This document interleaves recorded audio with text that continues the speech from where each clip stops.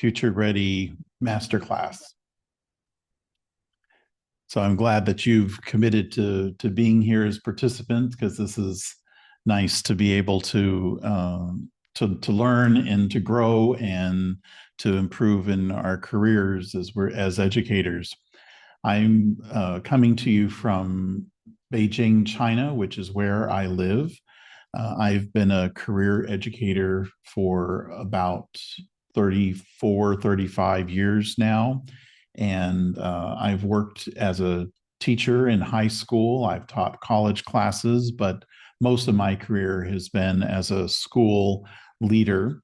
I've worked as a principal and as a director at a district for a group of schools. And then also I've been superintendent as well for schools. So I understand much of the areas of education. I worked with students, not though I taught high school, I also worked with students in middle school and elementary school, preschool as well. So I have a big understanding of at all different levels from preschool up through college as to what students need. I understand, of course, teachers and what they are looking for in leaders as well who are moving into the career of school leadership. I have worked here in China for the last 14 years, and I retired for a short time, and I'm actually going to go back into the schools and work again as a principal, starting in just 2 weeks, actually, here in Beijing. And so I'm looking forward to getting started in that again. And I also work as an author. I have my own business as a consultant, and I'm an author. I'm published 2 different books on education, and I'm getting ready. My third book is coming out in just 2 weeks' time. And one of the topic of this particular book is about growth as an educator, and how to grow and have the growth mindset throughout not just this time, but throughout our entire careers. So this topic kind of fits in just perfectly with session 1 as we get started. So I am glad to be here, and I welcome you to joining our course. Maybe you might like to tell us a little bit about yourself as well. I'm not sure how to pronounce your name, Atanuke maybe. And so maybe you could tell us a little bit about yourself if you would like.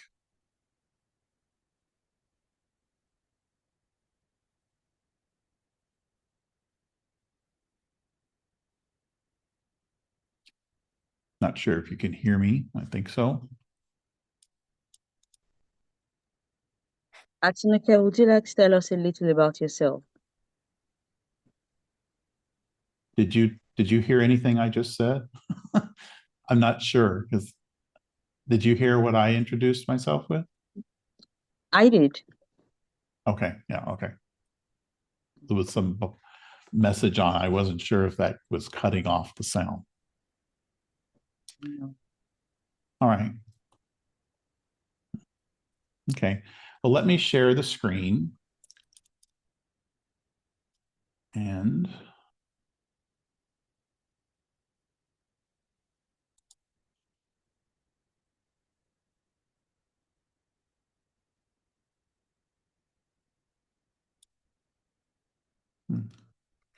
okay, I'll try it this way and see if it will work. I'm not sure.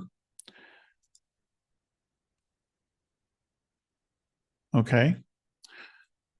So here with this particular course, this is looking at the foundation, identity and intention, and the foundation of influence. So as teachers, how do we help to grow our influence for our students that we work with, as well as our influence within the school?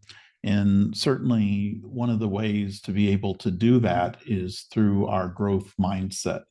And so that is one of the key ways that we can improve our practice and what we're doing, how we learn new things, how we open our minds to want to try to do new things. So that's a key part of what this is about. It's also about our identities as educators. And one of the things, obviously, that we want to do with our students is to help them to grow, and they can grow when they recognize from people that they have high regard for, their teachers. When they see that they have a growth mindset, then our students want to have that as well. And so it's a key part of our identity as educators. It's a key part of what we're helping our students to be able to do when we do that with intention and with purpose. And so that's what this first session is looking at, how we can go about growing our growth mindset so that we can grow and improve. And just to start off, you're already here in this course, so you're clearly have a growth mindset because you're taking this master class in order to grow as an educator and learn more about your practice and to become more reflective in what you're doing. Toyosi, if you're there, can you, when you see the subtitles below, is my face covering up part of them? Or is my camera covering part of it? Your slides aren't showing yet. You can see all the subtitles? Your slides aren't showing yet. Oh, they aren't showing. No.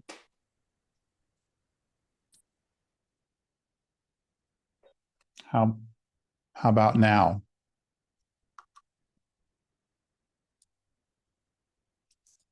Are they sharing? Do you see them now, the It, slides? it's coming up. Okay, yes, we can see the slides now. Okay. And are my subtitles, do you Mhm. see them, or is my camera covering part of them? No, the subtitles are showing, but I was wondering if it's possible to make it a little bolder. The subtitles No, the here. slides themselves. Okay. Yes, this is better. Can you go into Oh, slideshow? this works better for you? Yes, it does. Okay. Can All right. you, We'll just do it. okay, was that the slideshow you had on before? Yeah, that was a slideshow. Yeah. Oh, really? Okay, Okay. I could let's do go it with this this. way. If this works out okay for you, if it works, then Yeah, this is good. All right. okay, this is fine. Okay. So for this particular session, then there are some goals that you can expect to have when you've completed this session. So the first one is that you can consider your role as a teacher and how you shape the outcomes that happen in your classroom. You're the leader of that classroom. And so what you do is shaping what happens for the students throughout your entire school year that you're with them. The second goal is that you're going to learn about how you can break through some of the mental barriers that you have sometimes, or that all of us can have, to growing and trying something new. And you can learn about how you can just take some of the practices that you're learning about here and how you can put them into play into your classrooms, and how sometimes if we don't do that, that we're going to limit our professional practice that we have, because effectiveness changes over time. As students change, then we have to change our practices to match with them. We also are, as a third goal, are going to learn about how our beliefs and our habits and our mindset empower us to grow professionally as an educator. And then finally, how we're going to work on constructing a personalized identity map, which is going to be an exercise at the end that you'll be working on. We'll introduce, and you can work on independently as we get ready for this course for the next week as well. So that gives you an idea of what the outcomes are. So here, let's take a look then at this slide. And the reason, think about these terms. You probably hear a lot of these throughout the school day when you're working with your colleagues, when you are working perhaps with parents, and certainly with students as well. You're talking about a lot of these different things. Are there any particular terms here that stand out to you that are things that you hear in your work, in your school? if you'd like to comment on any particular ones that you see, you can certainly do that. Okay, like time management, risk taker, passionate educator, emotional, social emotional learning, work ethic, all these are familiar words that we use. Person of character, growth mindset, and all that. I think a few lots of them.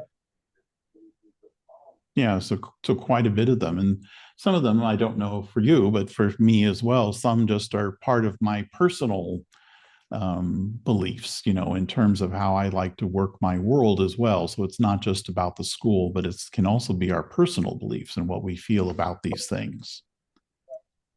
I'm a risk taker.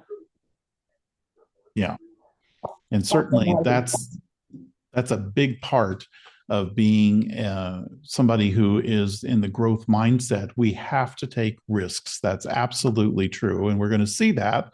So you've just introduced that perfectly there. So let's move into what that growth mindset is as we work in through this session. So one of the things with growth mindset, well, the key book that is available on that topic is this book here by Carol Dweck that you see. And so some of the things about the growth mindset is that we can't just rely on being talented or being good at doing something. We might have a natural ability to do something, but talent alone isn't just going to get us through to the next higher level, but we've really got to work at it in order to improve what we're doing. So we have to purposely try to go about doing new things and trying new ideas in order to improve. And so that means that we've got to practice. And when we do practice, everyone can learn new skills. Everybody can improve in those skills. Doesn't mean the first time we try something new, it's going to work great. But we have to keep practicing and keep at it, and it will improve. And ultimately, that means that we can't just rely or think about, well, I want to be the best all the time. I've got to be the best teacher, the best parent, the best partner, the best daughter, the best son, and so on. We have to be, it's not about that, but rather it's about trying to be better at what we're doing and improving over time. So it's not about being the best. It isn't even about being necessarily successful. It's just about trying to be better. And just like you mentioned earlier, it's about being a risk taker and willing to take risks. And it's about the effort that we're putting into it to make it happen. We don't just say, well, I hope that I'm going to do this, but rather it's about the effort that we make put into making something happen, that's how we're going to improve. So risk is necessary if we're going to grow our skills and to improve what we're doing. And when we take a risk, sometimes it may work out and it may do really well, and sometimes it may not. And that's okay. It's okay to fail. It's okay not to do great the first time we try something new. Instead, we just look at it, this is a learning exercise, and we learn how to improve so that we can be better the next time we try that. We make some adjustments maybe, and we try it again. And then maybe we try it again, and we try it again. And then before we know it, we figured it out and we know how to do this. But it takes time. It goes back to that thing about practicing to make this work. The opposite of the growth mindset is the fixed mindset. When we say, well, I'm already good enough, I don't need to do anything more, or, well, that's not the way I've always done it. I've done it this way in the past. Why can't I just keep doing that? That's the fixed mindset. And all of us can have some point in times where we're not too open to change and we're not open to take risks. It depends sometimes on our situations and what we're facing. And there can be other parts of our lives where we're very open to being to the growth mindset and trying new things. And as we'll see in a slide in a moment, that's okay. It's all right to have a little bit of both. But if we want to grow and improve our practice, we've got to focus a little bit more on the growth mindset than we would with the fixed mindset. I think that also it's about being a problem solver when we're in the growth mindset. We see a problem and we try to fix that. We try to solve that. We come up with a solution. We work it out. We try to figure out how to make it better. But we're not just going to be what I refer to as a problem bringer, because we're just always thinking about what we've done. Here's a problem and hand it over to somebody else to fix. Instead, we try to fix it ourselves. One of my mottos in my work world is there are no problems, just wrong solutions. And I have that written on the bottom of my email that goes out to everybody. And so that is my motto. It's what I believe in, especially as a school leader. I think that that's important to have. So when we want to balance our mindset. So remember, I mentioned that there's two different mindsets. There's the fixed mindset and the growth mindset. And so in the fixed mindset, we're comfortable with what we have. We're comfortable doing the things we've got. We think it's good enough. We're maybe even not as interested in taking risk because we think, okay, it's good enough. And in the growth mindset, we're thinking more about improvement and how we can be better tomorrow at what we're doing. We're taking a risk. And as I mentioned just a moment ago, we have to have both of these things. We have to have a little bit of both, I believe. Sometimes being a fixed mindset can be a good thing because sometimes it kind of helps us to slow down and try and think, okay, this is a bit risky. How can I make things maybe better, but I don't want to take too much risk and I want to try out some new ideas, but I don't want to be too quick. I don't want to risk throwing everything out that I've done so far. And so that's perhaps a little bit of a good thing to have a bit of a fixed mindset. On the other hand, the growth mindset is obviously good because it can cause for improvement, which we all want, but sometimes we can rush into improvement too fast and we want to try out new things, but we haven't thought about all of the different results that could happen, sometimes negative things that might happen if we throw things out too quickly before we're really ready to try something new. So that's where the balance between these two things is important. Personally, I am strongly in the growth mindset area for most everything. And so it's something that's really important, but I do recognize that there are times when we do need a fixed mindset as well. And so as practitioners, as people in our schools, as teachers, as leaders, as students, as parents, we have to remember that there's a comfort level that each of us have with working with the mindset, whether it's fixed or growth. And we've got to help to push people to try some new things, but we want to do it in a safe way as well. It's about the continuous improvement cycle that we're going through. And so I believe that our life experiences are part of a continuous flow. I'm a history teacher, so that's cause and effect is what my training was about and what I was teaching about in history. It's not about the facts. It's just, for me, as much as it was about the continuous flow and the things that we do, what we do today are going to impact what happens tomorrow. And so this motto is another one of the sayings that I often tell people about, is that we want to make things better today than they were yesterday. And we want tomorrow to be better than today. And so every event that happens in the past, every decision that people made in the past, all the innovations that they come up with, those are going in the past are going to impact what we do today and what we have today. And all of the decisions that we're doing right now in terms of the events and the decisions we make, the innovations that we use today and come up with today, that's going to impact the way things will be tomorrow and so on.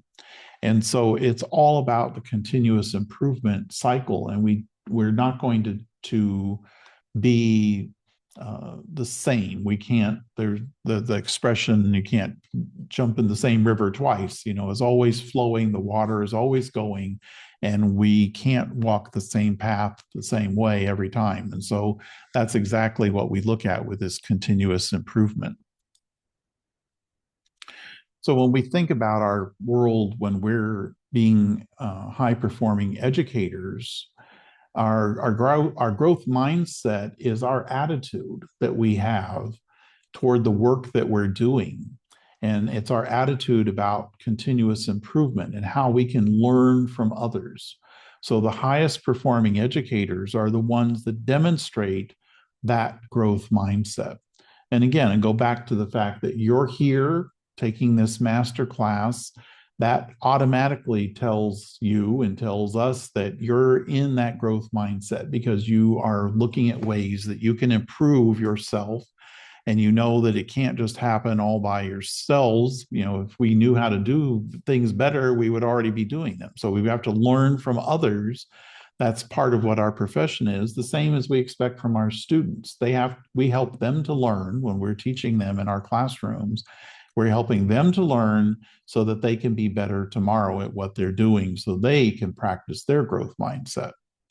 High-performing educators also are going to seek out career growth, and they recognize that they're going to benefit from connecting to others. And so you connect not only to other people within your school, but you're connecting to other people within your profession who maybe work in other schools or people who you went to university with. You're connecting to us here in this course today and working together. And so it's those connections and the professional conversations that we have together that are going to help you to improve and grow. And also that as teachers, we want to model the growth mindset to our students. And so we can't just tell our students that they need to grow and get better, but that we have to model it for them so that they can see that we also are growing and trying to grow, and they see how that works, and then they're more willing to give that a try themselves. So we think about the growth-minded career, and growth mindset's not just about today, but it's about your whole career that we're going to have in this profession as educators. And so there's several parts that are to it. There's a part about the educational change process, which is something that I'll be talking about in a later session. I think it's next week is when we get into that one. I'll just touch on it a little bit today. There's professional development, which we're going to be dealing with a lot today, and also some about mentorship and your ability to connect with mentors, but also at some point in your career, you're going to want to mentor others. And so that is going to all be part of developing this growth-minded career. So now hello. Do you have a question?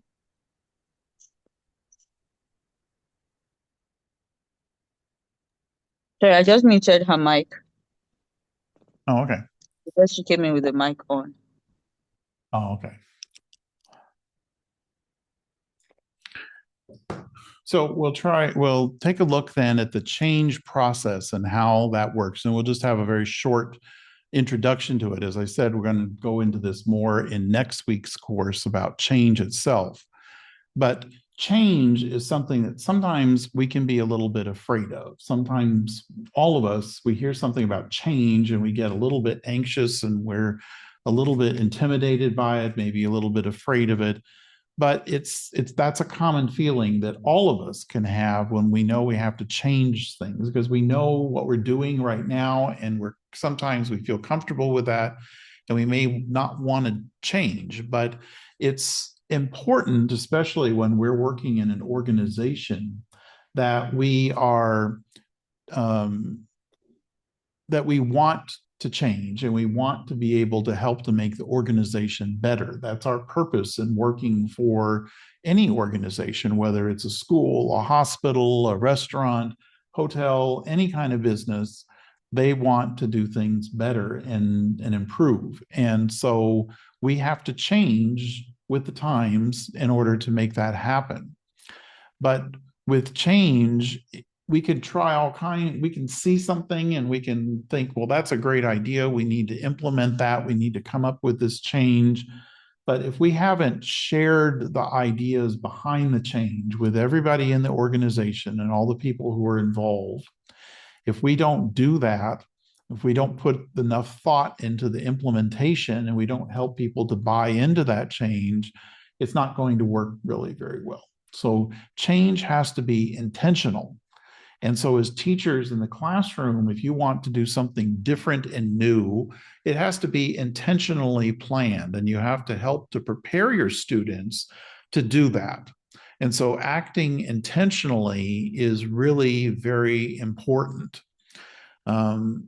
We tend to realize that at some point when we know we've got to change, we might resist at first, but when we accept the idea that we've got to change, then we do it.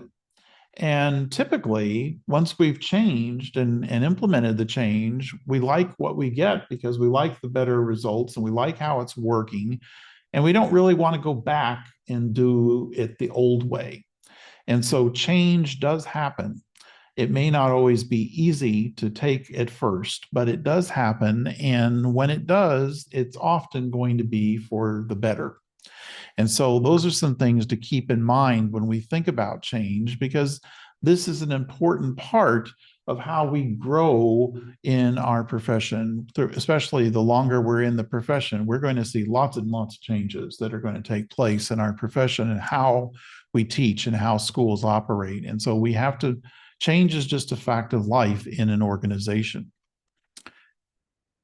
So let's take a look then at professional development, because if you recall back, that is one of the components that is here about the about being growth-minded is professional development. So let's take a look then at how that works. So I want you to first just think a little bit about what do you think that the term professional development means? And if you want, then you can, maybe somebody can just lead off in what they think, unmute their microphone, and then you can tell us a little bit about what you think the term professional development means, and then maybe someone can respond to that. So who would like to start off and tell us what they think? I will. To me, professional development means getting better at what you do. That's my own opinion. Getting better at what you do, improving daily at what you do, especially what you're passionate about. So that's my opinion. Okay. And I like how you mentioned passionate, being passionate about that. That's a good part of it. Who else would like to share?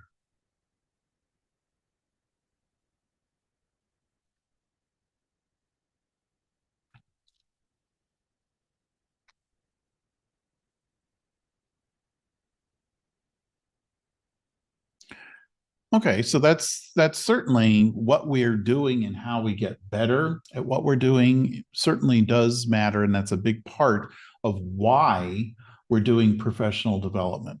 Sometimes I find that with professional development, that when we think about it in a school and the school context, there's really kind of three parts, as you see here on this slide, that's involved with professional development. One part is that the school has some certain needs, and so they're going to want to train people to do certain things that they need because that's part of the school plan. It's what the school is working toward. Sometimes as specialists, say like the English teacher, for example, in your classroom, or you're a math teacher, and there are other math teachers that are there in the school as well. And so you have all certain needs, and maybe there's just going to be training specific to you as math teachers or English teachers, for example. And then sometimes also just as individuals, we have certain needs that we want to have, as that we want to grow in our profession as well, that may be just specific to you. Maybe you want to learn more about classroom management techniques, or you want to learn more about being an effective teacher leader, or you want to learn about some specific teaching techniques that you think would be helpful in your specific classroom. But it doesn't mean that it's something that everybody in the whole school is looking to do. That's all part of the professional plan, and that plan is going to connect to the student outcomes and what the school's results are going to be. And so in my experience in working with teachers and interviewing them for positions that I have found, and after interviewing hundreds and hundreds of candidates for jobs, that I find that many of them leave their jobs because they don't have much professional development. The school doesn't provide for their needs and doesn't really have a clear professional development plan that they're working with the students. I mean, with their teachers. And so that's a common dissatisfaction that many candidates might have. But I also believe that candidates and as educators and as professionals, that part of our professional development, it isn't just up to the school to do, but it's up to ourselves to take them. And so you're here in this class today, you're taking charge of your own professional development to meet your personal needs, not necessarily because that's what the school is asking you to do. So, that is where you're setting yourself apart from other candidates or other teachers who maybe don't do that and just kind of wait for the school to provide development when you can be taking some charge of that yourself. So here I like to think about what is it that I need to grow in as I'm an educator. And then I also need to think about what does the school need from me to do in order to grow, to help the school as a whole. And when you look at both of these parts together, what I need and what does the school need, then that's going to help to develop the school's professional development opportunities. In my experience, I found that when I was teaching and I'd say, well, here's something I wanted to do, I would go to the school leader and say, here's some things that I'm interested in. And then they can plan for that, or they can budget for it, or they can say, well, here's what we can do to try to help for that. Or they can ask, why is this going to be helpful for our students? And then you have a conversation with them. Almost every case when I went to the school leader in several schools that I worked with and offered these kind of suggestions and told them about what I was interested in, then I found the school was willing to work with me. Sometimes schools don't know what to do and they may not offer much because they're not sure what to do. But when you can help them to provide that direction, that will really work for them much better sometimes. Sometimes we don't know what exactly professional development means. It could have a lot of different parts to it. And so here I'm giving some ideas about different kind of resources that you might have. And some of these might be things that you've thought of and you are doing. Maybe you've done all of these perhaps, but certainly something like this webinar here, this masterclass is kind of like a webinar. That's an example, but there are all kinds of different things. And here's 10 different ideas of things that are possible to do for professional development that you can do yourself, but you could also work with other people in your school and other colleagues to do some of these things as well. So, for example, you could have a book study group. You're all reading the same book and you get together and you talk about that book, and you talk about some of the ideas that are in it. Break it up into chapters, and every week you're going to talk about a couple of chapters. And it's a great way to build collegiality. You could do the same thing with an article. It doesn't just have to be a book. You can individually read books, obviously, as well, and articles to improve.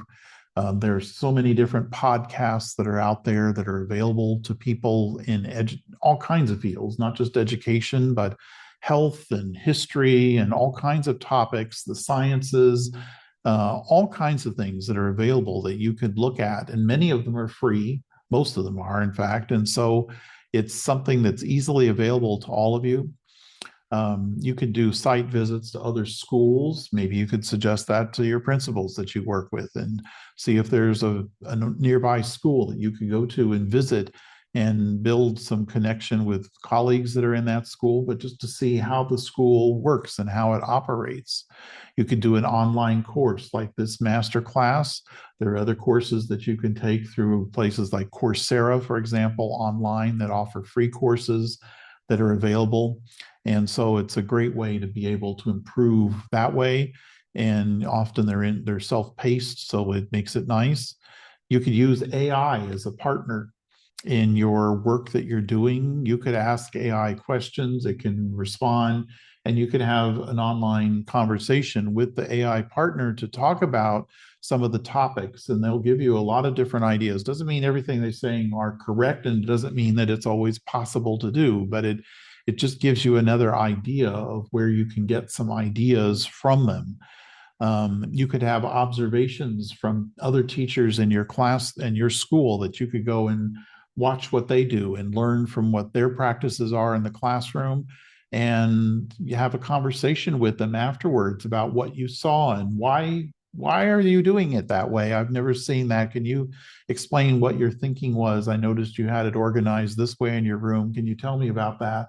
Where'd that idea come from? And you can grow together by doing that. There's also memberships that you have in professional organizations that you can be part of that can help you with your professional development as well. So there's associations that you can have, an association of reading teachers or an association of math teachers. There's all kinds of different things that you can join that are going to have people who are like-minded as you and want to come together as colleagues and talk about important ideas that are important to your specific field. Accreditation is another area where you can help with. So, if your schools are being accredited, and if you can be part then of the accreditation group that's helping to organize the visit in your own school, you can help with that process and can learn about how it works.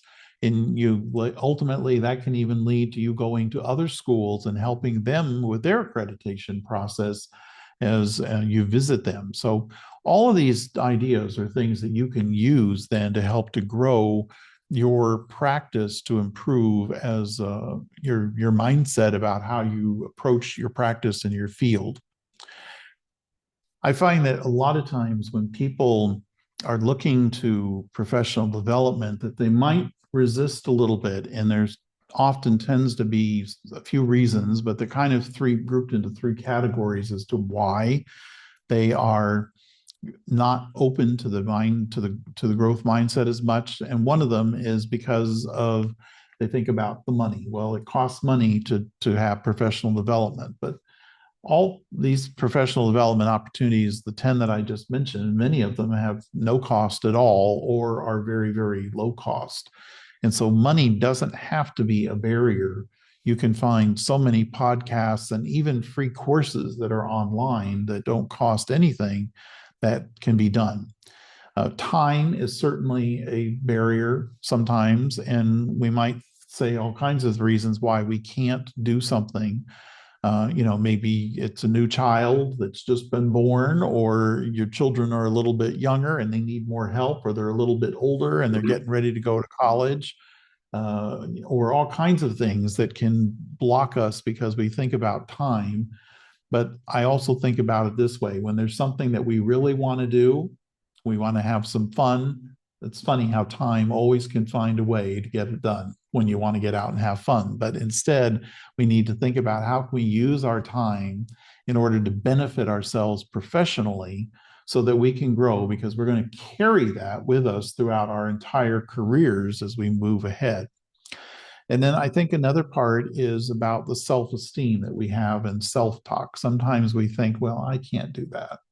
Or, oh, other people are better at this than I am. I really shouldn't take part. But we need to think about our self-talk, and we need to think about we've got to grow. And the only way we can grow is by taking that risk and how we can get better at what we're doing. And we've got to take that chance. And so don't let the self-talk win. The only sure way to not do something is not to try at all. And so you want to put yourself out there. If it's something that interests you, then try it. Give it a try. Put your growth mindset to work to help to grow your career. I like to think of it as the circle of influence, and I want to work with the things that I have control over. And so the things that I can control, I can do something about that. So I want to get involved with professional development to help me to grow. I'm not expecting someone else to help me. I want to figure out how to do that. So for example, as I said, I've earlier, I've written now my third book that I just have written. And I didn't know how to do that at first, but it took time. And so in order to figure that out, I did a lot of reading. I bought a lot of books about how to go about writing books and how to do a book business. I have taken courses on how to do that. I've also connected with other people who are leaders of book, very successful authors themselves and have their own book businesses. And so I've learned how to do it. So I've spent several years in learning how to do this business. So I've taken control of that by doing that myself and learning from others how I can help to make it happen, not just guess. There's also some things which I have a little bit of influence over. I might not have a lot, but I have a little bit. And so I can try to influence those things as much as I can, but I know that my impact is a little bit limited. And then I'm not going to spend so much energy on things that I don't have much influence over. I can't do too much about it. So if I think about the school context, I can control what happens in my classroom. I can control what happens in the scope of my job. But things I might not have too much influence over is maybe if I'm a teacher, I might not have a lot of influence over the general direction that the school is moving. If a school board wants to go in a certain direction, I may or may not have a lot of influence, but might have a little bit, and I can still express my opinion. But the things I have no influence over, for example, government laws and rules that affect how the school works, I don't have any control over that. So there's not much that I can do about it. So I just have to accept that. And so when I think about that circle of influence, I want to focus most of my energy on the things that I can control. That's the professional development part. So I think about professional training and licensing. So I'm not sure where some of you are, but I know that in talking with a lot of different professionals who are teachers that are working in schools, some of them have training officially, some of them don't. So for me, the training is about a couple of things. There's what here referred to as there's an art to teaching, but I think there's also a heart that we have to teaching as well. Teaching is about how we feel. And so I always say that when you see a true teacher, they have the heart for that. And you can just tell that it's there. And so there's an art to it. There's a certain kind of thing. It's hard to teach that quality in what they bring to their students and what they bring to the passion for what they're doing. That can't be faked. That's something that they have to just have. But there's also a science to teaching that people have to learn how to be a teacher. They have to learn how to be an administrator. And when you put those two things together, the art of teaching and the science of teaching, then that's going to bring your highly qualified teacher into place. That's going to help to make that person really successful at what they're doing. So if they've been trained and they have had, for example, a teaching degree, and they've have a bachelor's or a master's or a doctorate degree or some other kind of degree, then they're learning how to be a professional teacher. And then they have licensing is where it's possible. Not every place has that. I know that in Nigeria that's a growing area where there's a little bit more availability for that. Some countries have a lot of licensing, some don't have any. But if you have that opportunity to get that training and then have the official license, then that makes it a genuine profession. And that's something that is really important to be able to have. And then the other thing is the professional development, just like this course this masterclass that we're doing here today and over the next several weeks. That professional development helps you to grow in your career and what you're doing so that you're going to be better at everything that you're taking part in and growing and thinking of new ideas. So whether it's workshops or training or books or any of those 10 things that I just had on that earlier slide, that will help you. Mentorship is important, and it's another component of this growth mindset. And so mentorship is so important. It's something that in this particular survey that I'm mentioning here that comes from Forbes 76% of people thought that it was important to have a mentor. So in other words, 3 out of every 4 people thought it was important, but yet only a third of the people reported actually having a mentor themselves. And this is one of the best ways to be able to grow professionally, is when you have a mentor. I did a poll on LinkedIn about a year ago, and I found that about 69% of the people on the poll had a mentor, which was fantastic. And I realized that most of those people were teachers, because that's who I'm connected to mostly, as educators on LinkedIn. And most of them have had a mentor. But you go back to that first bullet point, you see there that most people don't have a mentor. And so then I was thinking, well, why is that? What is the reason why that is? And so my conclusion was that, well, that maybe that people have, as teachers, we tend to do student teaching. When we're trained, we have to go into classrooms and observe. We have to work with a student teacher, with a mentor teacher. And so it's just more of a part of our profession. And so possibly it's something that we're just used to more than other professions might have, where they may not do that as much. Maybe doctors also, they have a lot of mentoring, I think, as well. But what I've learned about mentorship over the time is that there isn't just one kind of mentor, that we're all going to need mentoring at different points of our career as we enter new types of roles within our schools, as we advance into, perhaps some of us will go into leadership, and there are different levels of leadership.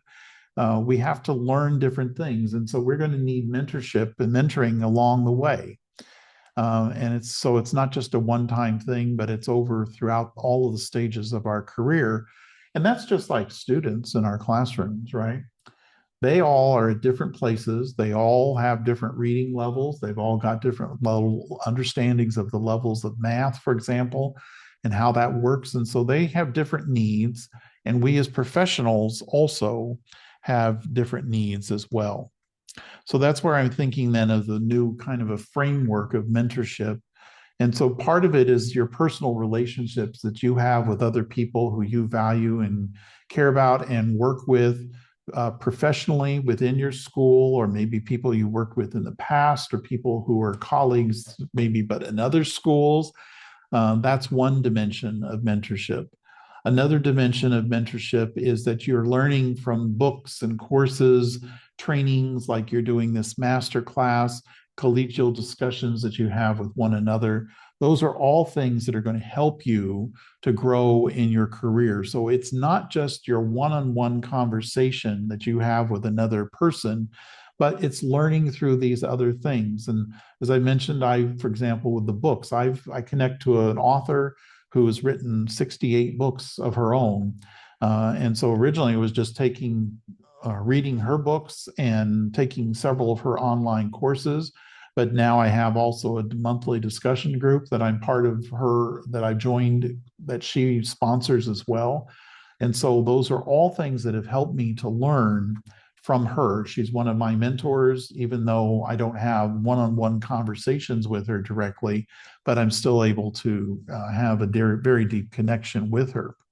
And that's possible in part because of our internet age. We're able to have conversations just like this one today, where I'm coming to you from China and you are, I think, in Nigeria, and one of our leaders is from Nigeria, but is in the United States. So we're spanning the globe.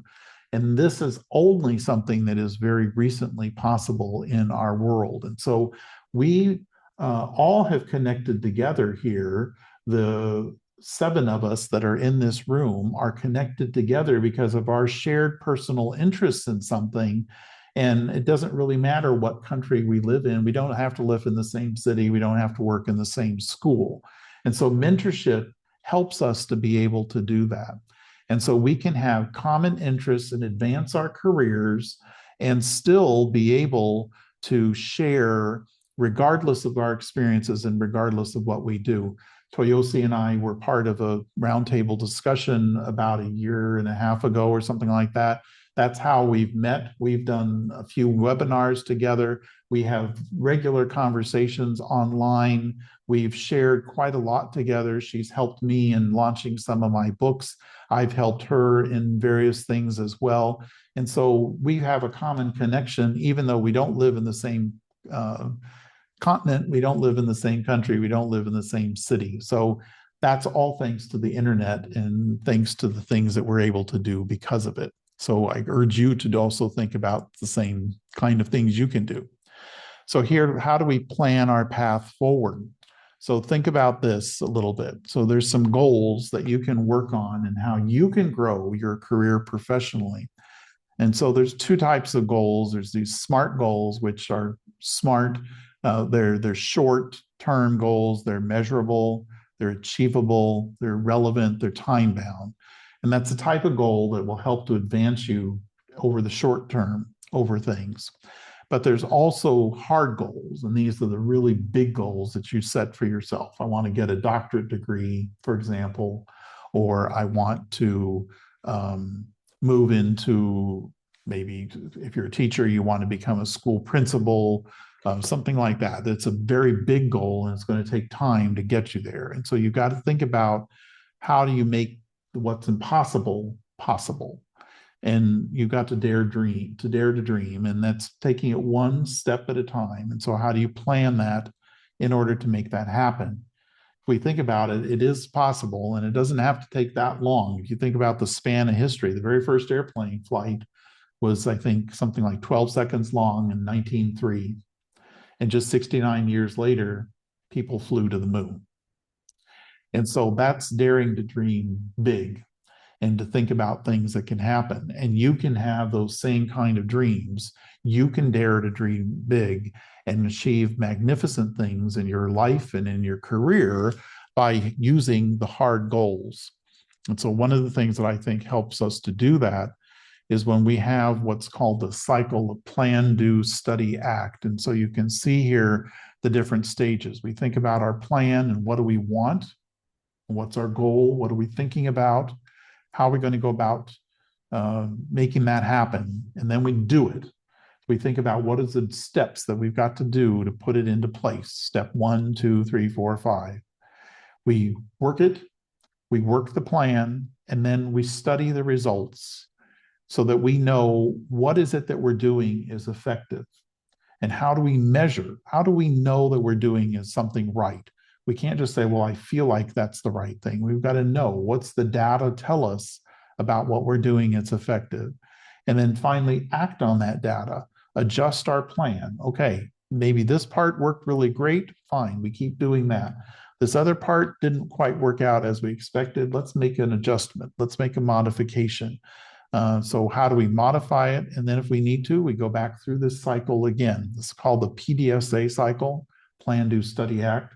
And it's a great way. You could use this in your classroom. You want to achieve certain specific results with your students. You could use this for your own work that you're doing. You could use this with your children at home and helping them to learn to do something new and better. And so how they can improve.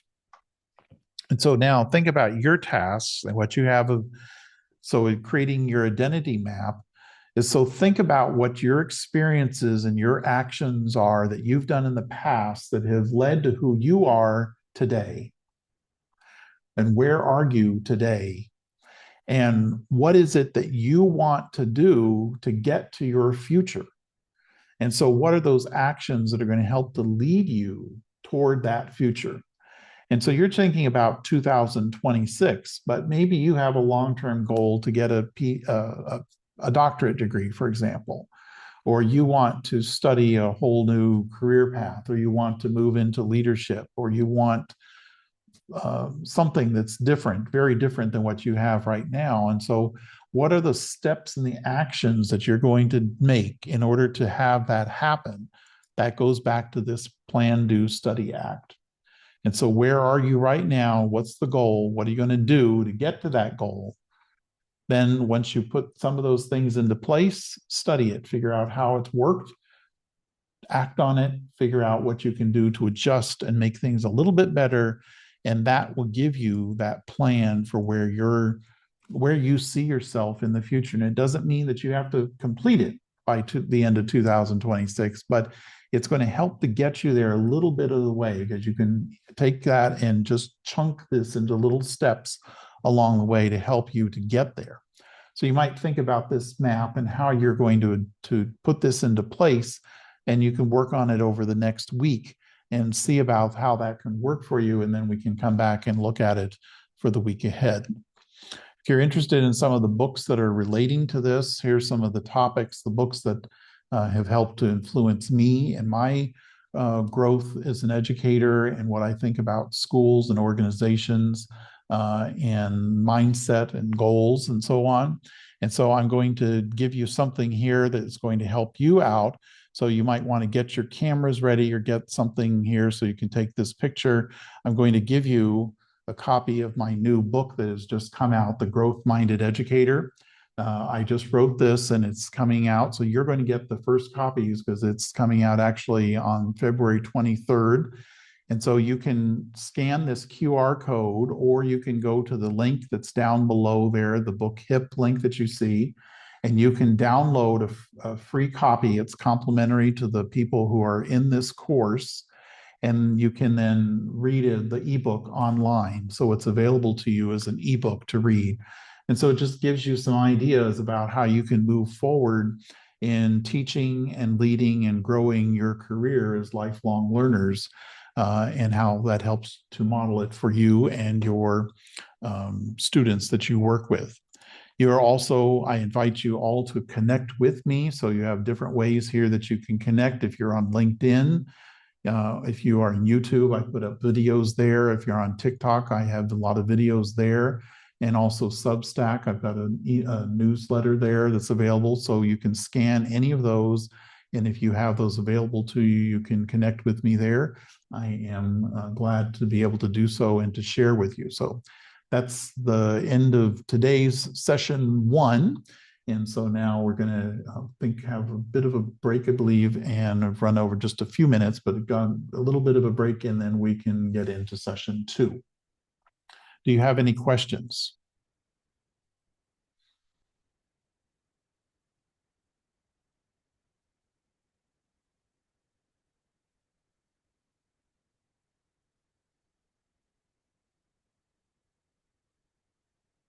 Okay.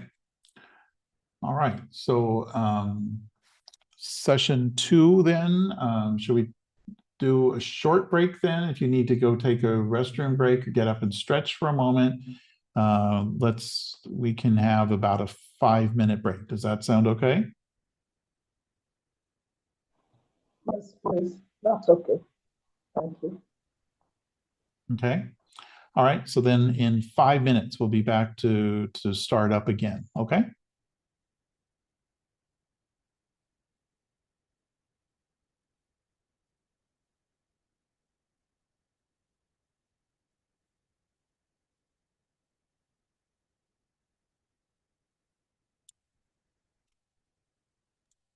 Okay, so we're going to stay on the call for the 5 minutes we're here.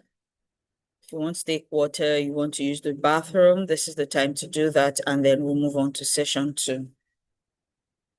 I know we're running a little behind time, but I promise that we'll keep to time. So at 10 will still be 10 for the cutoff time. Yeah, our technology and getting started is the first time is always a little difficult. Yeah. So while we're doing that, it would also be nice for you to share in the chat what you're taking away from the first session. What have you learned today? What are you taking away from this session? Please share in the chat as we go on our break. We have 4 minutes more to return.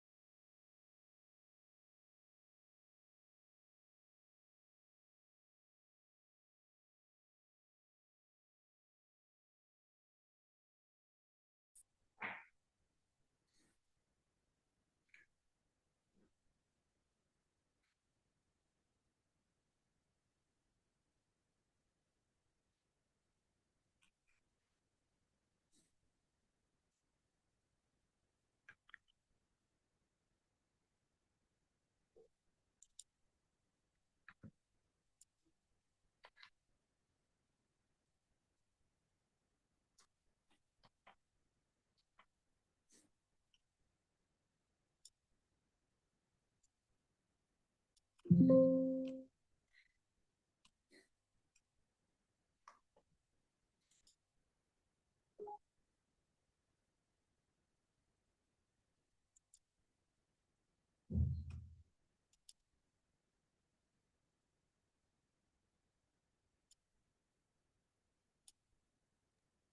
thank you very much.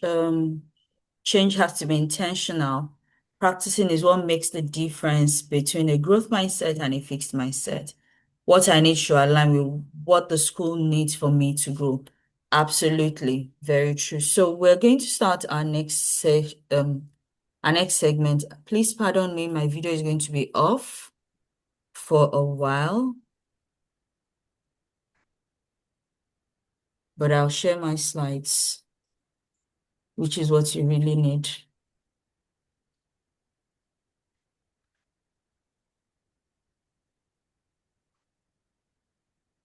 Can we all see my slides very clearly?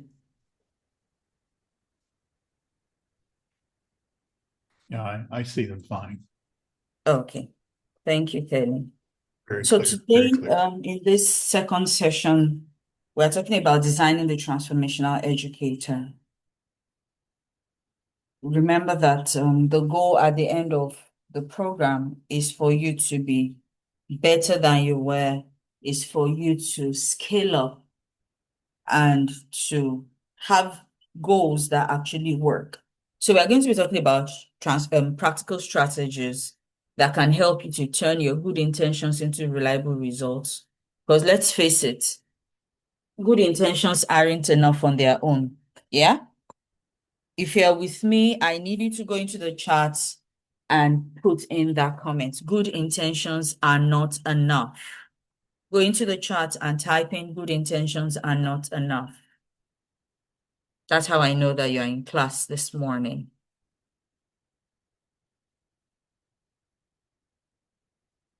I'm waiting.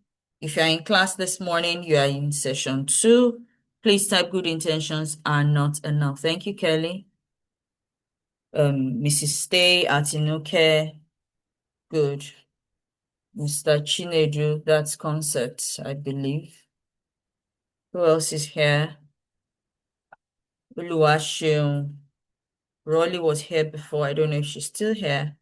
Type good intentions are not enough. Yes, I see your responses now. Beautiful.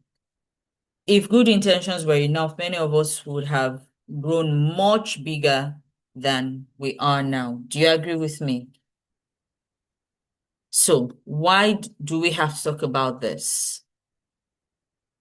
The truth is that most educators, many of us, we don't get to where we want to get to, not because we don't have the vision, but because we don't have systems to sustain those visions that we have caught. There is also the fact that we all have heavy workloads. There is that sustained emotional labor that our industry comes with. And then there's the constant urgency that erodes follow through. Oh, you have to do this now, you have to do this now. And before you know what's happening, you're not able to come up with a system and follow up or follow through with what you have. Also, we should be able to shift from just depending on motivation to building systems that reliably produce desired outcomes. So let's talk about goal setting. We are used to the traditional goal setting where, oh, I want this, I desire this, and then that's all that we have.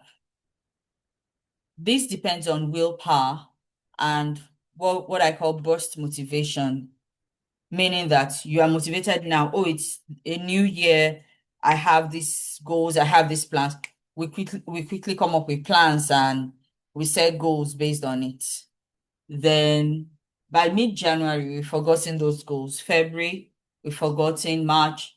Then most times towards the middle of the year, June, July, we then start thinking, oh my God, 6 months are already over. What can I do now? No, I'm not going to give up. That's another burst of motivation right there. What this means is that we don't actually achieve what we set out to achieve. We experience failure, we experience some sort of disappointment, we give up, we're exhausted, we are tired. That's what the traditional goal setting often experiences. It goes through this cycle every time. But then there's the transformational design when it comes to goal setting. This kind of goal setting focuses more on systems and routines. What can I do to make this work? How can I go about it? So you have, let's think of a goal now. You have something you want to achieve, and you look for what will make it possible. What can make it easy? What can make it attainable? So you are not just coming up with what you want to achieve now, you are also coming up with systems that will make it possible, systems that will make it practical, that will give you results. So that by the time you are looking back, you are not looking at, I wish I had done this. No, you are not looking at, oh, this was where I was at this time. And despite all that I tried to do, I still ended up just a short distance away. There's no real progress. You will not see that way. You will not have that experience. You will not think that way. So transformational design is about using systems and routines. It reduces decision fatigue because you would easily do those things, sometimes without even thinking about it. And even when you're busy, you're still able to do those things. And quite frankly, it's something that has helped me as a person. Because in many instances, many cases, I'm quite engaged. There's always something that I'm doing, that I'm involved in. And I've had people ask me, how are you able to do all the things you do? In fact, I remember saying to someone towards the end of last year, that why do people always say I'm busy? You don't live with me. So how do you know I'm busy? Oh, we can tell. You know, just looking at the way you show up online and all the different things that you do, we can tell that you are busy. But somehow you're still able to do all the great things that you do. You know, one thing that has also helped me, this same transformational design. There are some things that I do effortlessly. Why? Because I have created a system around them. I have worked on them again and again. So they are no longer things that I have to process before I do them. They are no longer things that I have to go through a lot of hurdles to get them done. I already have systems in place that make them possible. So let's move on. I'm trying to be conscious of time while also ensuring we get the best of this session. So why do goals fail? Number one, there's a place of cognitive overload. There are too many things competing for your time, for our time. As educators, as adults, as individuals who have a life to live, there are a lot of things that compete for our attention. So that makes it a problem sometimes because you can only think of so many things at a time, right? There's a limit to what your body can take. Yes or no? So let's put it this way. You have a phone. We all have mobile phones, right? And you're leaving home for the whole day. Excuse me. Excuse me, please.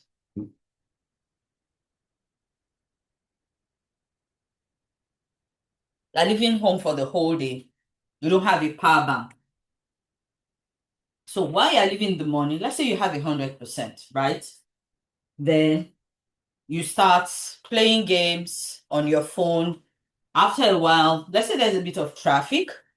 So you switch from playing games because you are bored to watching a movie on the same phone.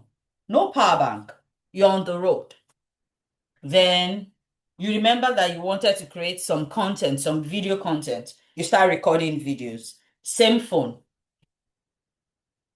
By the time you get to where you're going to, there's a presentation, maybe presentations like this, and you want to take pictures of the slides. You take pictures of the slides again. And then you feel, oh, I don't want to clog my phone and all that. You decide to upload those pictures onto your drive. You create a folder on your drive and you upload those pictures. Please tell me, will that 100% battery still be 100%, say by 4 p.m. when you have left home by 7 a.m. and you have done all these things with that same phone? I'm waiting. You can unmute your mic. You can tell me in the comments. Will you still have that 100%? In fact, is that battery likely to take you home? Definitely not, ma. Especially if you use my Definitely kind not. of phone. Even while you were listening to music, the battery is gone. Beautiful. So that's what cognitive overload is about. There are so many things competing for your attention. There are so many things you need to think about, you need to process again and again. What happens is you're overwhelmed. You're not able to do everything. You're not even able to plan for everything. Then you have the case of competing goals. One of the things I've learned to do over time, and then even for our school, is let's not have too many goals. Before, I could write like 10, 20 goals. And that looked good. But over time, I've learned that having 3 or 5, maybe goals and action points would give me better results than having all those many goals. Yes, I see all the areas that need to be done. Rather than write all 10 things as things to achieve in 1 year, it's better to write them as things to achieve over a period of time, say like 3 years, for instance, 18 months, 2 years, 5 years, and then you break them down based on priorities. The third reason why goals fail is no behavioral structure. Remember, I mentioned earlier in the previous slide that when we have systems, it becomes easier to achieve our goals. But those systems are the structure we're referring to here. If you don't have things like that, you won't always be able to do them. So having a structure, having routines to help you get to that goal will make it possible. Okay? And so without that connection, everything collapses. So a goal that doesn't map to daily life, where you're not doing something on a daily or weekly basis in line with that goal, you're not likely to achieve it.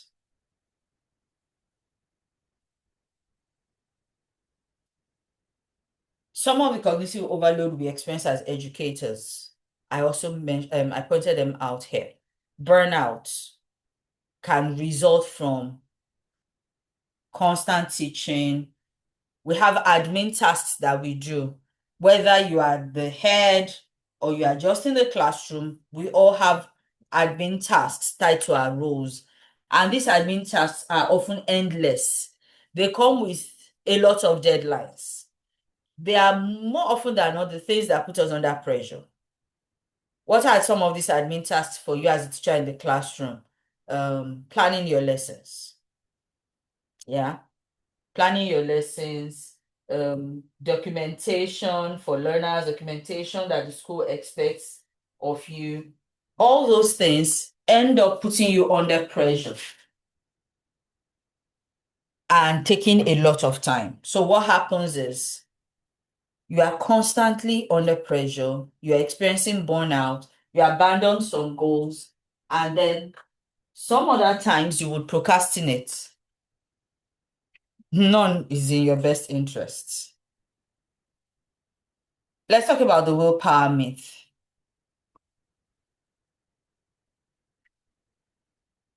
So, willpower is often how many of us start out with our goals.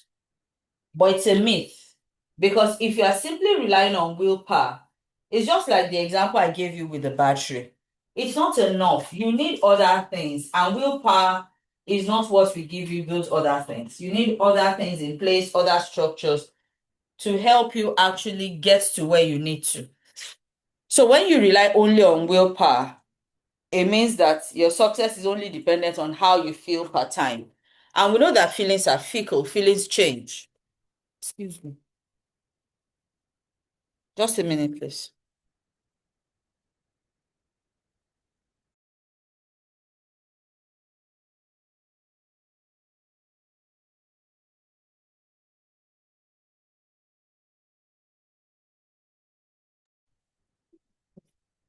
Yeah, sorry about that. So, you need to design for success. Use automation. Use what we call environmental design and routine to make actions easier. How do you do these things? So you can do that by bunching activities and actions together. For example, instead of saying, I'm going to read daily, you can change it to, I will read a chapter or I will read for 15 minutes just before I go to bed. So you know that after you have done everything you needed to do for the day, you will settle down and read once you're lying down on your bed. That's more likely to be achieved than just saying, I will read every day or I'll read a chapter every day. You might set out to do that and you might do it at the beginning, but somehow at the end or towards the middle or after some time, that willpower fizzles away and you're not able to do those things. So the outcome is, because you have now made it routine, you have tied it to a particular routine, you have tied it to just before you sleep, that's at the end of your day, you're likely to achieve it. Or I remember one time when I was in a program, in a health program, and one of the things that I was required to do was to exercise, take a certain number of steps every day, apart from the fact that our job is an active work, right? And I told the cardiologist, I said, I'm busy. I don't have time in my day for the time you're asking for. Now, oftentimes when I say that, people feel, oh, you are exaggerating, it's not possible. So she asked me to describe a typical day. And when I was on, she was like, phew, you're right, but let's make this work. So what we're going to do is that your exercise routine, your steps will be tied to your prayer time. So instead of kneeling to pray or staying in a place to pray, we're going to tie it and make it a prayer walk. So you're praying, but you're also taking the brisk steps that I've asked you to take, which means that no matter what you do, you get to take the steps daily. What time do you pray every day? I said, good. So now you are prayer walking. And that worked perfectly. Why? Because it was now tied to a particular routine, a particular outcome that I would like to get came out of it. So what can you do? What can help you? Have microsystems. What are microsystems? They are small, repeatable structures that automate success, just like the example I've just given. So you bunch tasks together to make them a part of your routine. They don't have to be elaborate. They don't have to be a lot. Simple, tiny steps will get you there than one big leap every other week. Do we understand?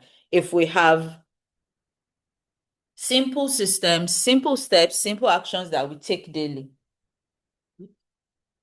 then we are likely to get there on a daily basis. Also, design them.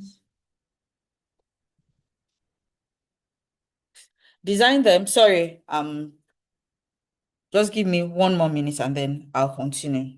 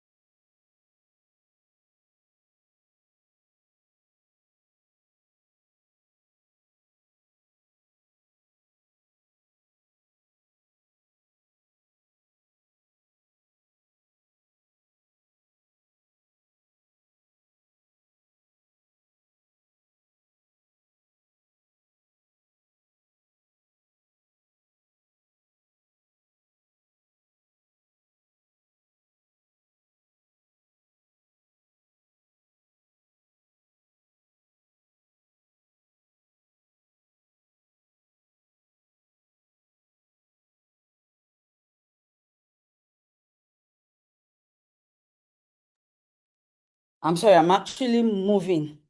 That's why I'm having to go off and on. Sometimes we have unexpected things that happen. So back to what I was saying, please.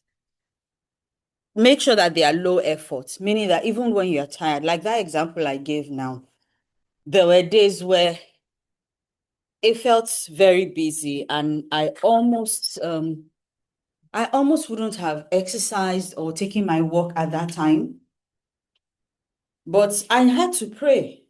So when I was praying, I was also working. Okay, so it also helped to be consistent. So consistency is also important. Consistency is also important in achieving this goal. So yes, they are small, they are repeatable, but do we actually do them? You also need to set up systems that will help you. You also need to set up systems that will help you achieve all things that you're set up to achieve. Things that have to do with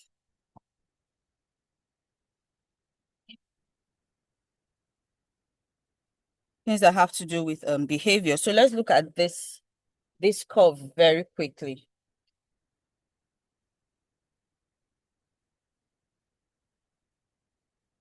For instance, there's a trigger, there's something that will make you start every time, something that is like a reminder, something that is like still born out of your desire to do that thing.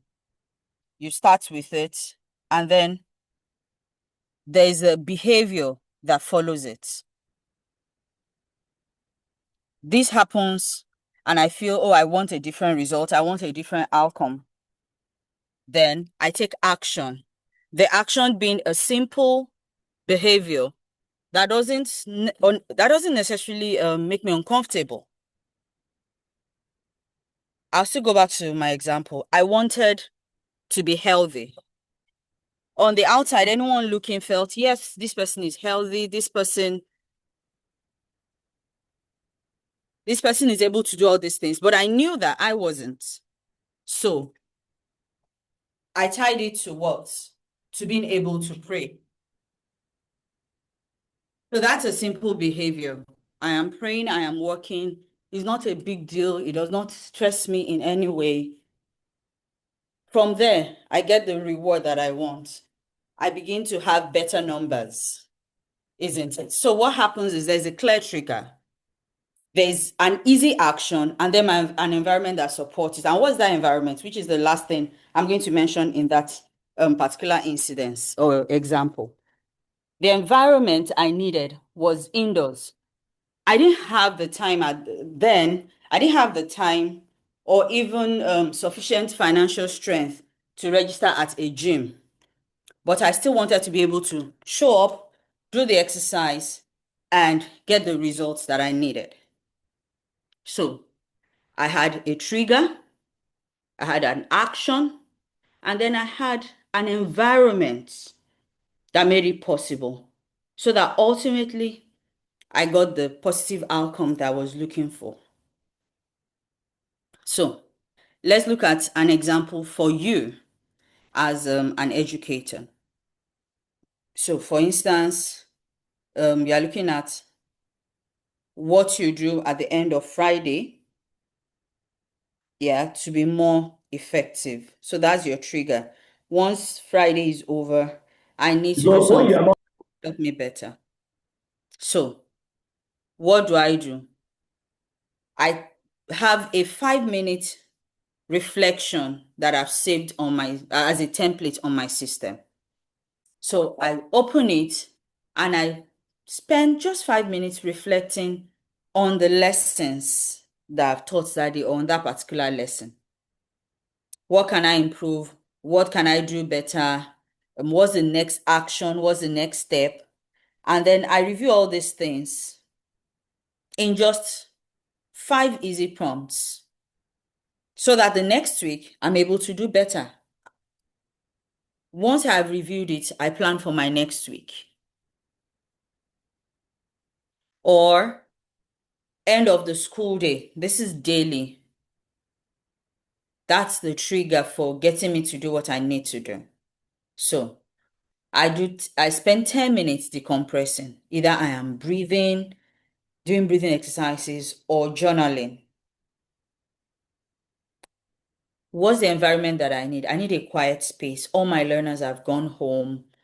I don't want to be distracted by calls from parents or anyone. So I put my phone off or put it on airplane mode, or maybe I put it on the silent mode. I drop it in my handbag. I move into a part of my class that is not as brightly lit as the rest of the class. Now, I am doing this at home. I'm doing it in school rather, not at home, because I know that once I get home, it's like another day starts from there. This is a microsystem for well-being. Yeah. So I can then emotionally reset and think better about the next day. How do you start this? Start with, okay, let me just do this consistently for 5 days. At the end of every day, I take 10 minutes to just breathe, journal before I leave school. Then on Friday, I can now do this other one that helps me to plan against the next week. That's towards my professional growth, towards getting better in my daily delivery. So I will then build it into dismissal as I'm sending off the last child with a parent or to the duty room, waiting room, or school bus. I would immediately, excuse me, I would immediately decompress. Are you with me? If you are following and you're learning, please go into the chat and say, I am here. Quickly, before we move on to our first activity.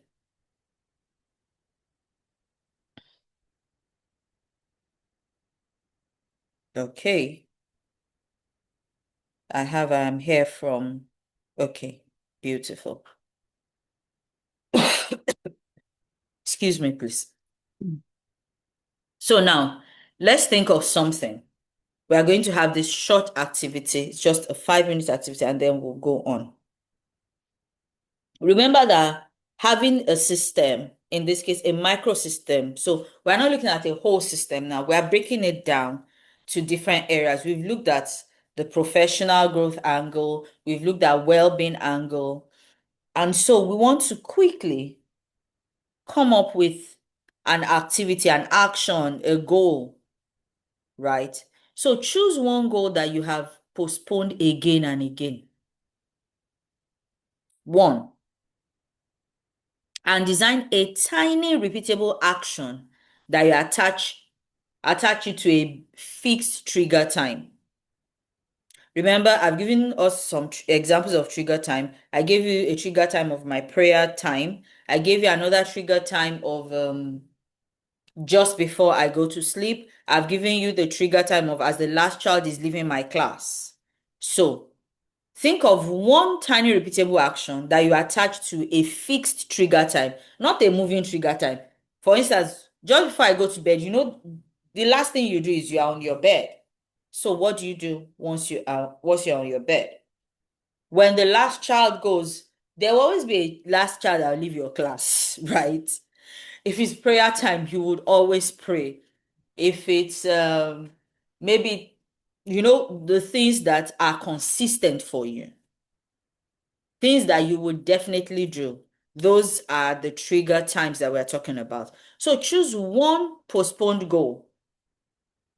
Maybe finishing your test questions, finishing your exam questions, finishing your slides for a particular program or lesson, doing a particular task, just one that I've continued to procrastinate on.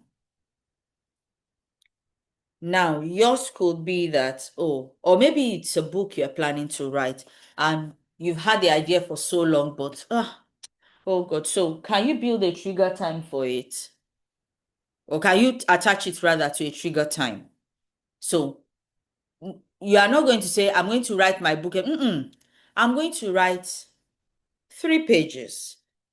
I'm going to write a chapter every Monday to Friday once the last child leaves my class. That's an example of what you can do. Whatever it is, that action should not be more than 5 to 10 minutes. If not, it's going to start looking like a whole task to you. Remember, the idea is to make it small, tiny, that I can easily repeat. So once you decide, oh, this is what I'm going to do, this is the action, you now determine, when am I doing it? Is it when the last child leaves? Is it when the bell goes? Is it as soon as I get into my classroom? That might be, I don't know for you, but mornings are usually very tricky. Or is it every Saturday morning, as soon as I wake up, I'm going to do this before I take my bath?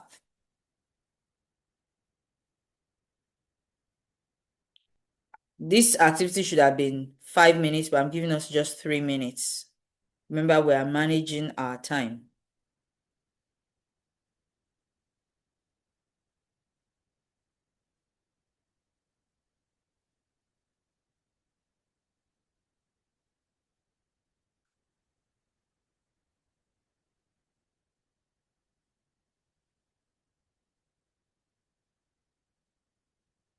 If you are done, please come into the comments and say done.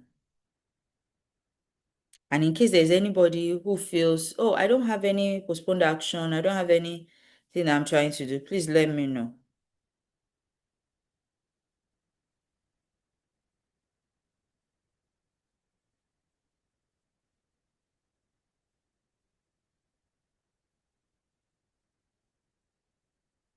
Beautiful, beautiful. I'm happy to hear that, Kelley.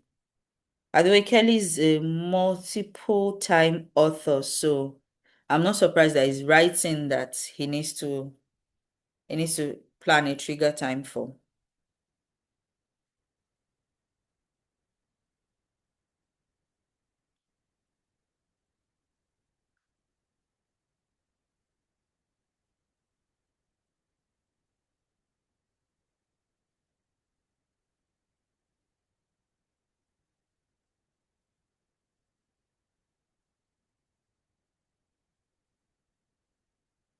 Is anyone done? Okay, I see done from Atinuke. Who else is done?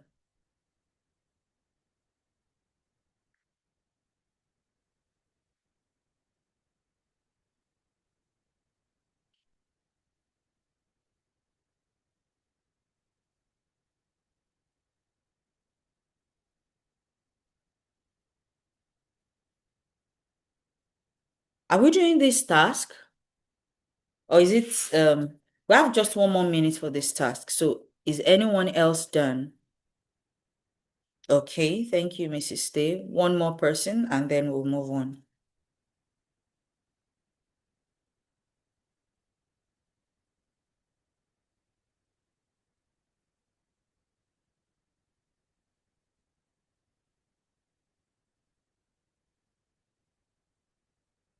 One more person.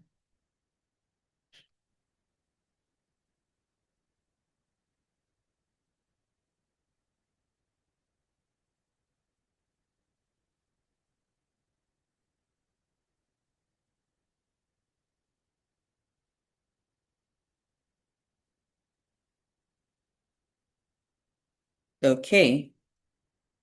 Beautiful. Beautiful. Beautiful.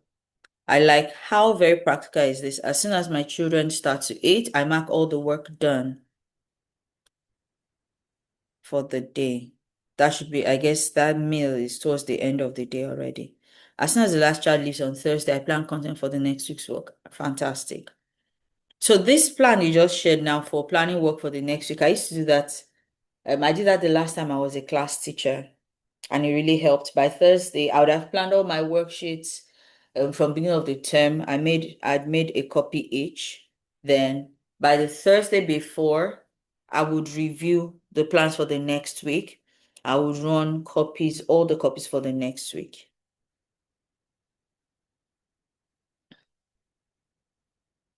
Okay, you're tying it to bedtime before you take your shower. Why don't you tie it to right after your shower? You know why? Because okay, once you hit your bed, it's sleep time. Okay, so before your time then. I was thinking that you feel fresher, but then seems the freshness will take you to La La Land.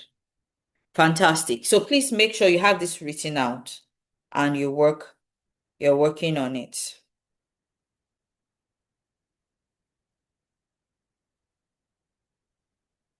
So we have just a few more minutes to 10. So now let's talk about goals to success pipelines. We have already talked about a pipeline that helps us to have repeatable outputs, right? So small actions, selected learning resources. You can also create what we call time blocks. Time blocks means that you have a particular time where you are working on XYZ. At that time, distractions are put away.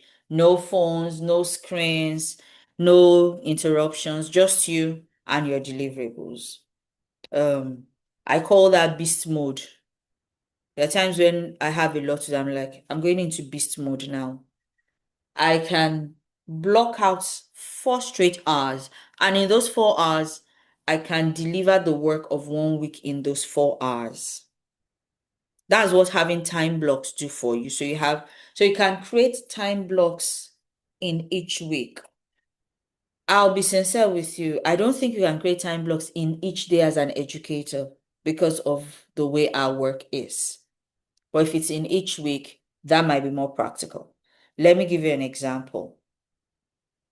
So, as class teachers, those of you who are class teachers, for example, you probably have days where you have a lot of subject teachers come in to teach, and you are only there as the second adult in the room providing support. I mean, I was looking at the timetable of one of my teachers recently, and I realized that in a whole day, so in a whole day of 6 periods, she had only one teaching period. The remaining 5 periods were all for subject teachers. And I envied her. I was like, oh, wow, if this person were smart, this is a time to block out to achieve a lot.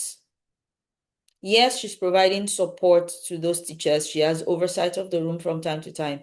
But in that time, she can create a lot of PPTs, set questions to meet with all the deadlines that she has, and so on. So you can have a time block, and then you have your simple routines and checkpoints that you work with. Oh, I'll practice this, I'll apply this, I'll reflect at this time. And you just continue to work with them like that. So if you have those actions, you have a process of what you're doing, and then, okay, I'm reading through. Okay. To get your materials ready for lessons, ready before taking the lesson. 7 minutes after it should be. Yes, please source for your materials ahead of the time. So you create pipelines that naturally lead from one stage to the other. Because once one stage stumbles, you have to either adjust the input or you reduce, that's lighten the process, but you shouldn't change your goal. So, oh, I want to get better at maybe video editing. I would watch the video lesson for which I'd signed up. I will then practice what I have learned, then I will reflect on it and see how I've done. So I've come up with a process. I'm not just going to start recording videos without practicing or applying. No, I will practice. I will watch. In this case now, the example I'm using, I would watch, I would apply what I have learned, then I will review to see where what I have done, to see what I've done well and what needs to be done better. Now, 3 core pipelines that you should not joke with if you are going to become that future-ready educator. They are all interconnected, by the way. The first one is personal capacity. If you notice, a program like this is designed for individuals. It is not, schools will not register individuals, or schools will hardly register individuals for this kind of program. Not will not. If they will, maybe a leader who's already struggling. You know why? Because this is basically designed as a personal capacity program. So you want to build your personal capacity pipeline, protect your energy. You know, the things that sap your energy, the things that drain your energy, avoid them. Have something that ties to your emotional health. And also you have boundaries. For instance, I started doing something this year. Once it is after, being a school head who parents have access to my personal line means that sometimes I have parents reach out to me at odd hours. And because I'm generally an owl, you know what I mean? Meaning that I don't sleep on time. What then happens is that once the messages come in, I reply at once. But one of the boundaries I've set this year now is messages that come in after, I started with after 10 p.m. I just moved into after 9 p.m. now. Messages that come after 9 p.m. now, I will not respond to them until the next day. And when I say the next day, unless it's absolutely important, like a parent trying to confirm maybe uniform for the day, I may reply them early in the morning. There's a way you will see the messages that come in without actually opening the message. So once I see if it's about something like uniform, for instance, I might respond immediately. But any other thing, until I get to school, it's tough, I would admit, because I'm someone who likes to respond to messages as they come in because I don't want them to pile up and I don't want to forget.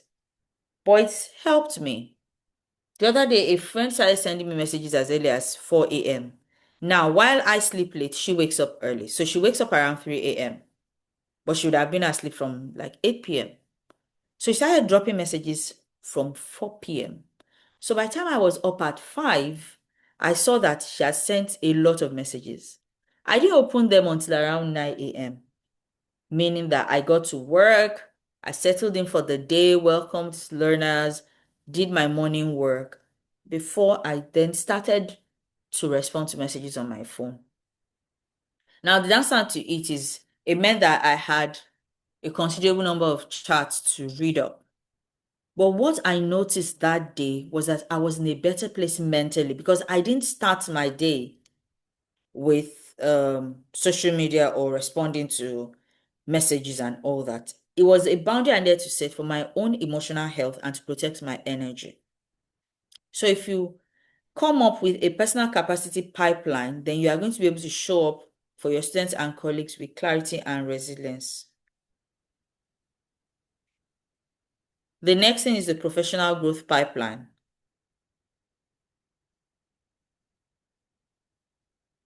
This is about turning your learning into applied practice. Like the session we have had today now, the sessions we've had 2 now, these are second. So we've done session 1 and session 2. This means that today we have completed module 1 for this program. Next Saturday, we have module 2. So every Saturday is a particular module. Each module consists of 2 lessons. What this means is that you must practice what you have learned this week what you have learned today, rather, before the end of the week we are going into. Go over your notes again, reflect, come up with other pipelines that can help you, other simple routines that can help. Do we understand? And then it means that you are growing. Then the opportunity and impact pipeline, rather, not pipelines. This is about translating your skills into visible influence. This is where you are looking out for opportunities to share, opportunities to partner. For instance, the 3 of us who are facilitating this program. So first, there is Edusphere. Edusphere is a partnership between myself and Adiola. Adiola and I have never met. Adiola is in the US, I am in Nigeria. We connected through a mutual friend. And then there's a third facilitator who is Kelley. Kelley and I met virtually in a leadership roundtable.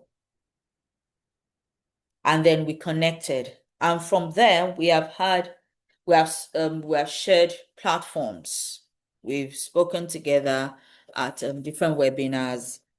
I have been a part of his book launch, advanced reading team, and all that. So you also need to have these pipelines, how you are going to translate your skills into opportunities. This is something we're going to talk more about as we go on. Now, let me try and move faster now. Okay. So when we talk about personal capacity, what are the daily rituals that can protect your energy?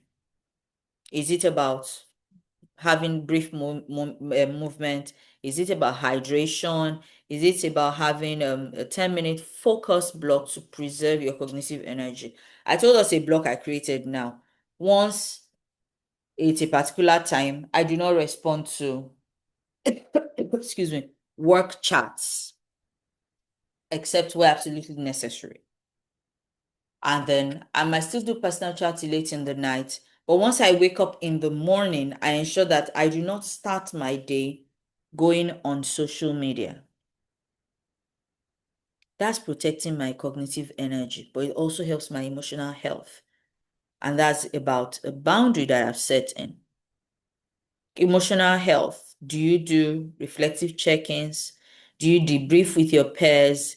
Do you write a weekly gratitude note, for instance, to remind yourself of what is good in this life? So you don't only think of what's not working or what is challenging.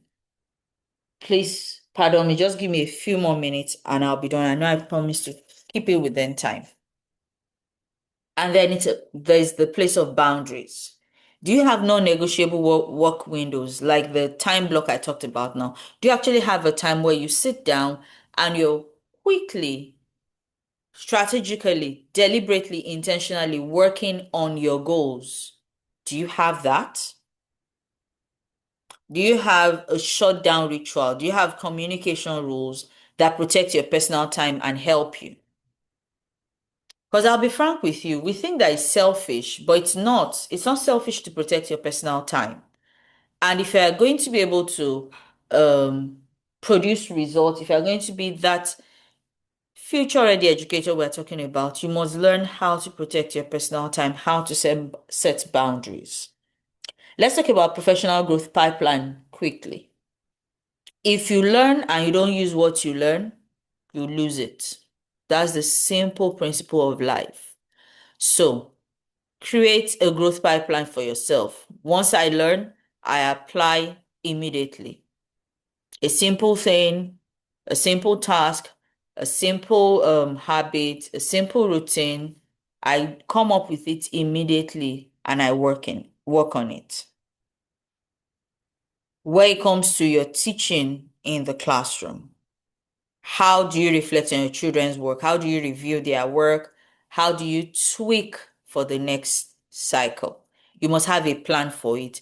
Or every week or every 2 weeks or every day, for instance, as I am marking, I take note of children who do not do well, who do not seem to understand the concept, then I would have an intervention class for that child by so time, maybe the next day or sometime that week, or I would have personal intervention for learners that is not mandated by the school or anything now, but based on my observation in the class, every so day at so time, I would have intervention for learners who need it. This will help you grow better as an educator. Then when it comes to opportunity and impact, let's start with something little. One lesson that you have learned in your class, in your work that week, post it somewhere. And when I say somewhere, make it online. So you can post on LinkedIn, you can post on Instagram, you can make a short video on TikTok or your WhatsApp status, but let your work be visible. Now, if you are making a reel or short videos, or even when you take pictures, please try not to involve your learners. If you must, then their faces should not show at all. That's part of the professional ethics that we must have in mind. But as much as possible, um, do more with your colleagues, right? And then influence starts with your colleagues. You can influence sideways. It doesn't have to always be about trying to reach the top. You don't have to wait till you are at the top to create influence. Share best practices with your colleagues. Share resources and tools with them.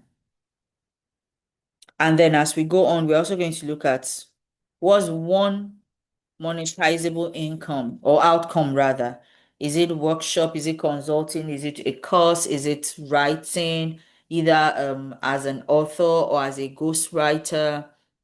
Is it being a games master? That's something that is not very common, but yet a lot of teachers can do. But it seems that they are not conscious of it. You don't have a lot of educators who are games masters. When I say games masters, that's for children's events. You can, that's just your specialty. They have their MC and all that. Or you can bunch that with being an MC. So you have a series of games that you run in children's parties or even in adult parties. So you have the ones for children, you have the ones for teenagers, and then you have the ones for adults. Yeah. So that's something you can monetize. So create value. When you create value, it will naturally create opportunities for you. You don't have to post every day on social media, but try to make it here. I say one public contribution every month, measure engagement. That's the worst that I should have. But you can also make it better where you have one a week as your minimum. That's practical and it's possible.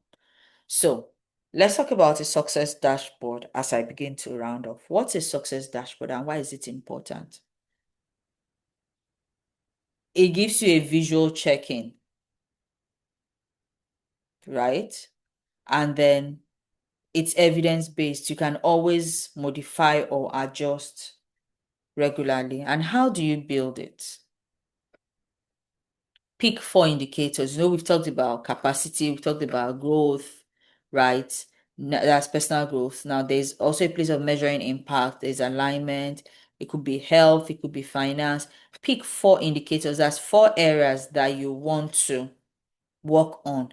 And then weekly, just record something in those areas. And then you measure. So you're recording, what did I do in these 4 areas this week? Record there. So you can make it, for things like this, I like to do hard copies, things that I can write on, because as much as, yes, we are typing, we are online and all that, I've noticed that I still do better when I'm thinking and I'm writing on paper. So you record what growth you have achieved, what growth you have experienced, and then you review and plan what you will do the next weekend. So in other words, you are recording your wins. So let's look at your success dashboard as I begin to round off here. Number 1, check your energy check-ins. This is under capacity now. How are you resting? What boundaries did you set in place? How did you do with those things?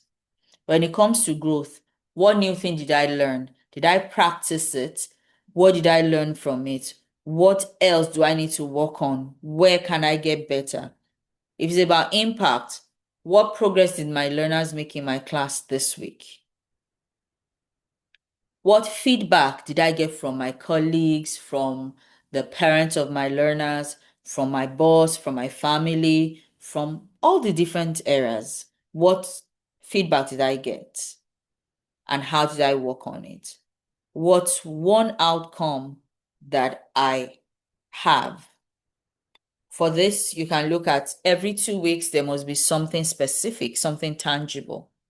And then alignment indicators. The task that I set this week, which did I achieve? Which do I need to carry over to the next week? Which is aligned to my strategic goals and which is not?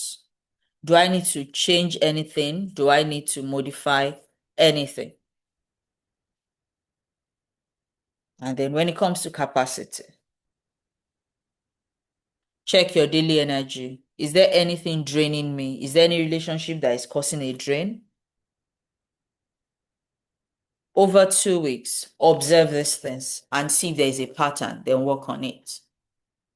Rest routines. Am I sleeping well? Do I take breaks from time to time? Your goal here is consistency. It's not about being perfect. So yes, I didn't get 10 over 10, but a 7 over 10 coming from a 3 or 2 over 10 is great progress. And then how did I protect my time? For instance, I have, as part of my trying to get healthy, I've forgotten the name now. I think Digital Use Health. Yes. I have 2 apps that track my phone usage. So it tells me what apps I spent the most time on, how long I used my device each week. I have a target. So it tells me if I met the target for each day or not, it tells me the average for the week, and then tells me what to do to improve. And I consistently try to work on it. Some weeks are good, some weeks are very bad, some weeks are fair. So finally, what are you going to do differently this week? What are you taking away from today's session? Go into the comments and tell me, 1, your major takeaway from this week, from today's sessions, especially this second session. And 2, in your notebook, write 3 actionable steps you are taking as a result of today's sessions. Quickly, in the comments, tell me your major takeaway from this session. And then in your notebook, write 3 you're going to take this week as a result of what you have learned in today's session. Remember, this is the Future Ready Educator Masterclass. And the idea is to go from routine, beautiful, is to go from routine, from just dreaming and hoping, to actually having results, to becoming the better person.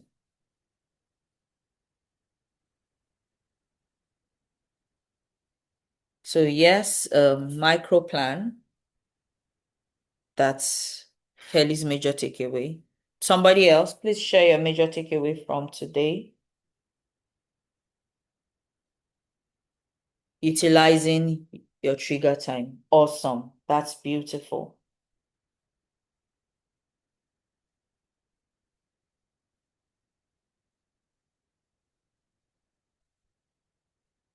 Next person, I want at least 2 more people. Creating weekly time blocks. Beautiful.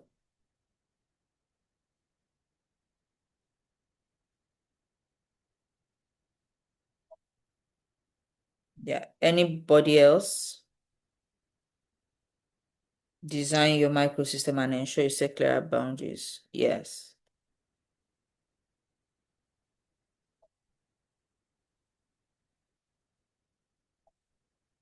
Any other person?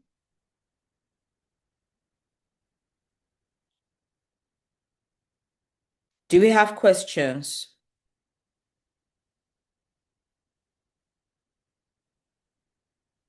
Questions, clarifications? Okay, so this is where we call it a day. next Saturday, by God's grace, we'll start again at 8 a.m. Please let's join on time so that we can finish on time as well. Remember, we have a module per session. And I think I'm trying to remember now. Next week, I don't know, should I share insights into what we'll talk about next week? Or maybe I shouldn't. Let me leave you guessing. But next week you have another fantastic session or another fantastic time, right? With us. I hope my lighting doesn't get in the way. I want to put on my video for you to see my face. Yeah, so that's the issue here. The lighting where I am interferes with my video. I hope my face is still a bit visible. All right. Thank you for joining. Thank you, Kelley. It was nice having you. Thank you, Adiola. I'm happy you got value, Mrs. Stay. I'm happy that you found it impactful. Thank you, everyone. We'll see you next Saturday. Thank you. See you next Saturday, everyone. All right. Bye. Bye-bye.